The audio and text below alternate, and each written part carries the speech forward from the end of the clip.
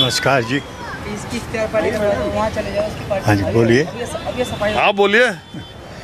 Regarding. ये आप कहाँ दर्शन करने आए क्या हाँ हनुमान जी, हाँ जी। शनि आप मंगल की दुनिया आती है, आप शनिवार को आए। शनिवार आए थे, शनिवार भी कर लेते हैं, मंगल को भी आ जाते हैं। तो आपका नाम क्या अंकल? मेरा नाम सुभाष भाटिया, शालीमार बाग रहता हूँ मैं। रिजर्व बैंक से एज ऑफ मैनेजर रिटायर्ड हूँ। और बोलिए। और क्या बोलना है, डिप्टी सीएम जो थे मनीष सिसोदिया, ये कल 17 महीने के बाद रिहा हुए हैं। और वो एससी का रिजर्वेशन वाला एक सुप्रीम कोर्ट का फैसला आया था, मालूम है कि नहीं? आप बिल्कुल है। आप इन दोनों चीज़ों के बारे में आपकी राय क्या है? देखिए, जहाँ तक शराब घोटाले का सवाल है, बिना किसी कारण के तो कोई किसी को गिरफ्तार करता नहीं है। मेरा ये मानना है कि सबूत तो कोई भी क्रिमिनल जब कोई करता है तो कोर्ट के अंदर होता है। ज़मानत अगर मिली है, कोर्ट ने उसे कई शर्तें लगा के ज़मानत दी है। पासपोर्ट जमा कराइए, हफ्ते के अंदर 2 बार थाने में जाके हाज़िरी लगाइए, सोमवार और वीरवार 2 दिन। उसके बावजूद भी अगर आप जश्न मना रहे हैं इसके ऊपर, जैसे कोई युद्ध जीत के आ रहे हैं, तो मैं समझता हूँ इससे ज़्यादा लोगों के साथ अविश्वास और आघात नहीं हो सकता। जब अन्ना हज़ारे जी का आंदोलन चला था, मैं और मेरी धर्मपत्नी सामने बैठी हैं, हम दोनों गए थे। आइए आइए आइए आइए, आप भी आइए इधर। दोनों उतना दूर चली गए? दोनों हम गए थे। हमें ये लगा था कि कोई एक ऐसा आदमी केजरीवाल आया है जो राजनीति को बदलेगा। हमने वहाँ डोनेशन भी दी। हालांकि मैं स्वयं सेवक हूँ, राष्ट्रीय स्वयं सेवक संघ का कट्टर समर्थक हूँ। बस आपने तो पत्ता ही खोल दिया। मैं अगर आज भी मानता हूँ, अगर राष्ट्रीय स्वयं सेवक संघ ना होता, आज हिंदुओं की बात पूछने वाला पूरे देश में कोई भी ना होता। देख रहे हैं, मनीष सिसोदिया सबसे पहले दर्शन करने आए हनुमान। दर्शन करना तो और बात है। दर्शन तो भेष बदल के रावण भी आया था सीता का हरण करने के लिए, उससे कोई फर्क नहीं पड़ता। तो जो बीजेपी वाला दर्शन करे वो सब राम है, और विपक्ष वाले अगर दर्शन करें तो मैं ये नहीं कह रहा। दर्शन करना उसका हक है, उसका फर्ज है, ज़रूर आए दर्शन करना। और मैं आया हूँ, इसका मतलब ये नहीं है कि मैं निष्पापी हूँ। मैंने मेरे जीवन में कोई पाप किए होंगे, मैं भी क्षमा प्रार्थी करने आया हूँ। हे प्रभु, हे भगवान, मेरे उन दुर्भावनाओं को, मेरे उन दुष्कर्मों को माफ़ कीजिए। इसमें कोई हर्ज नहीं है। लेकिन ये कहना कि वो निर्दोष हैं, मैं इससे बिल्कुल सहमत नहीं। ये हम कहाँ करें, अभी तो ट्रायल शुरू नहीं हुआ, अभी तो मामला। वो कैसा जश्न मना रहे हैं, किस बात का जश्न मना? 17 महीने के बाद जेल में रहे। 17 महीने के बाद अभी फिर जेल जाएंगे। अब मान लो अगर दोष मुक्त हो गए, तब दोष मुक्त हो गए तो हमें भी खुशी होगी। तो आप अभी उनको कैसे दोष सिद्ध मान रहे हो? मैं नहीं अदालत का फैसला क्या इंतजार? अदालत ने उनको दोष मुक्त नहीं माना है, मैं ये कह रहा हूँ। उनके ऊपर जो कंडीशन लगाई हैं वो इतनी ज़बरदस्त हैं। वो तो हेमंत सोरेन पर भी है। क्या हुआ फिर? हेमंत सोरेन भी चीफ मिनिस्टर बन गया है, ये भी डिप्टी चीफ मिनिस्टर या चीफ मिनिस्टर बन जाए, हमें कोई इतराज़ नहीं है। कि आज राजनीति के अंदर कोई भी पार्टी हो, बीजेपी हो, कांग्रेस हो, मैं कहूँ कि सारे स्वच्छ हैं। मैं बिल्कुल नहीं मानता इस बात को। हाँ, इस आदमी ने कट्टर ईमानदारी का चोला पहनकर धोखा दिया केजरीवाल ने, इसलिए हमें अफसोस है। अच्छा, आप ये कह रहे हैं कि भ्रष्टाचार के खिलाफ लड़ाई लड़ करके आए और खुद इन्हीं के ऊपर भ्रष्टाचार के आरोप लग गए। खुद उससे ज़्यादा भ्रष्टाचारी हो रहे हैं। अब है कि नहीं, अभी का दिल्ली के अंदर जो हालात हुए पड़े हैं, जो दिल्ली का आपने देख लिया 2-4 बरसातों के अंदर ही क्या हाल हो गया है। तो ये तो आपको देख ही रहे हो। आप तो न्यूज़ चैनल, इतने बड़े न्यूज़ चैनल के सारा कार्यक्रम करते हो, मैं भी देखता हूँ न्यूज़ 24 को।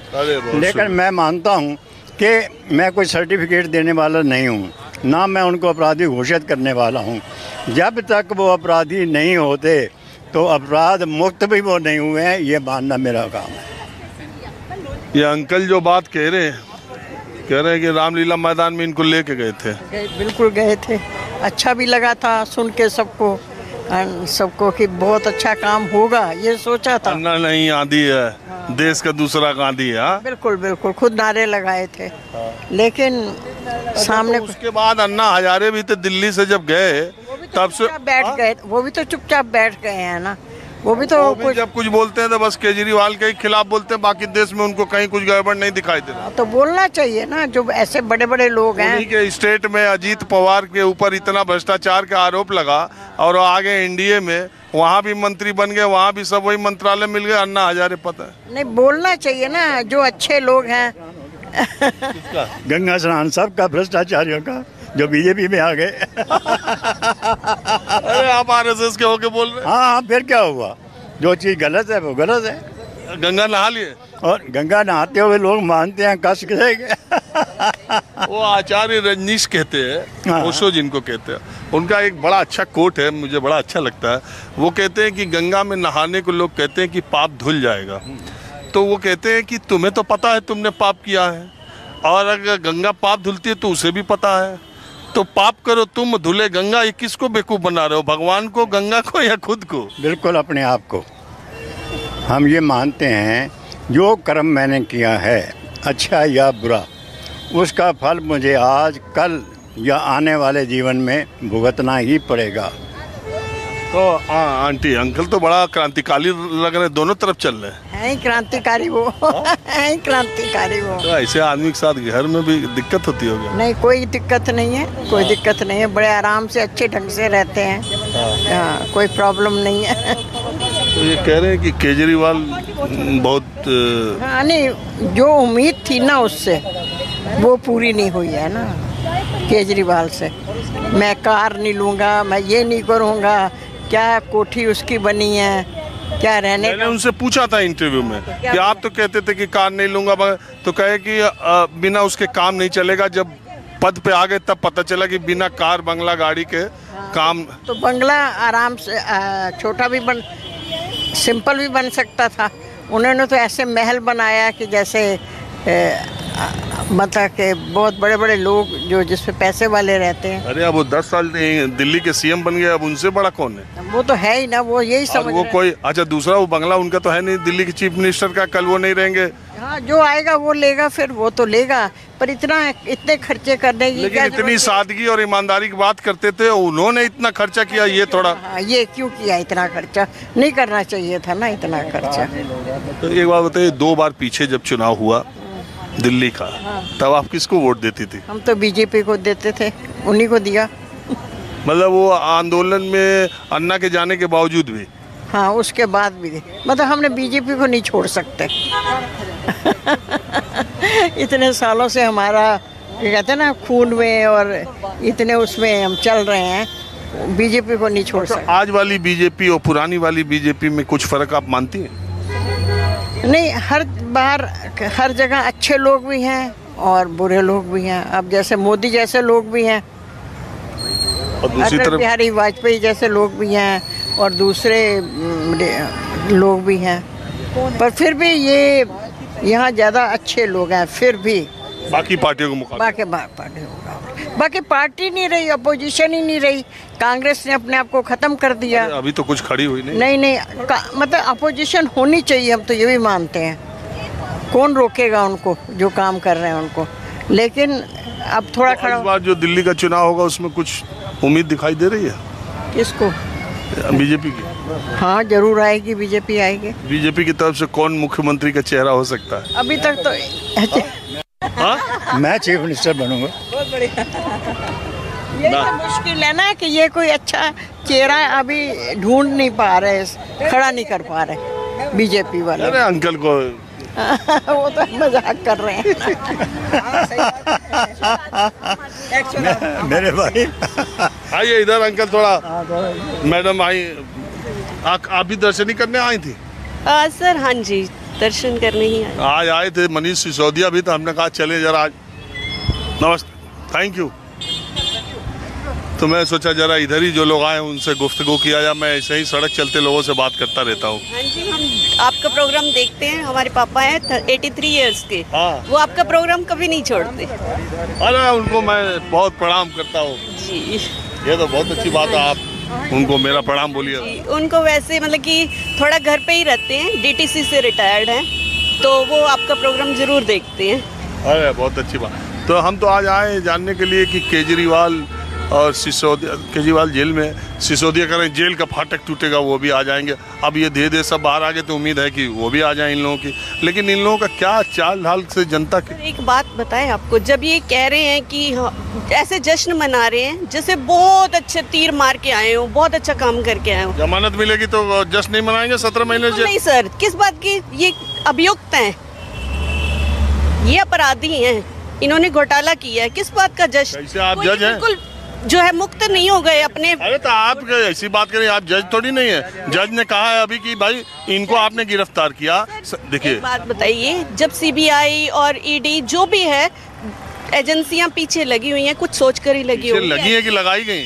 अरे ऐसा कुछ नहीं सर, कुछ ना कुछ तो होता है, तभी तो आगे बात बढ़ती है। बीजेपी के और एनडीए के नेताओं पर लग रही, जिनके ऊपर लग रही है वो उनको अपराध साबित होंगे, चाहे वो बीजेपी के हो चाहे किसी। लगी नहीं रही तो ऐसा कुछ नहीं सर, ऐसा कुछ एक नेता बता दीजिए बीजेपी का जो जेल में गया। आप ऐसी बात करते हैं, एक जरा सा जो है उनके ऊपर एलिगेशन लगा था अडवाणी जी पर, आपको याद होगा, उन्होंने तुरंत इस्तीफा दे दिया था। ये क्यों बैठा है जेल में और मुख्यमंत्री बने हुए हैं?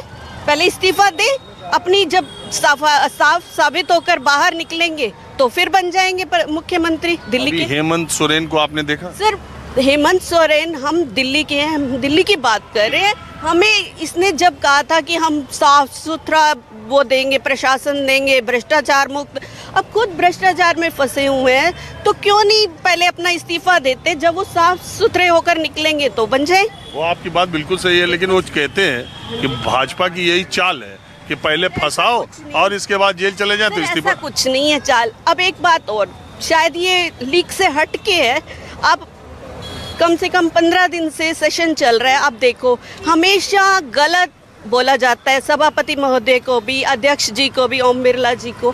तो हमारे बच्चे क्या देख रहे हैं कि कुछ भी बोल दे, सदन के अंदर बैठे हुए कुछ भी गलत मतलब जो भी बोल। ये रमेश बिधूड़ी इसी संसद में कुछ बोले थे, आपको याद है? याद है सर, उनको भी जो है उस टाइम किया जाना चाहिए था, सजा दी जानी चाहिए, चाहे 5 दिन के लिए, 4 दिन के लिए। कुछ मिली सजा?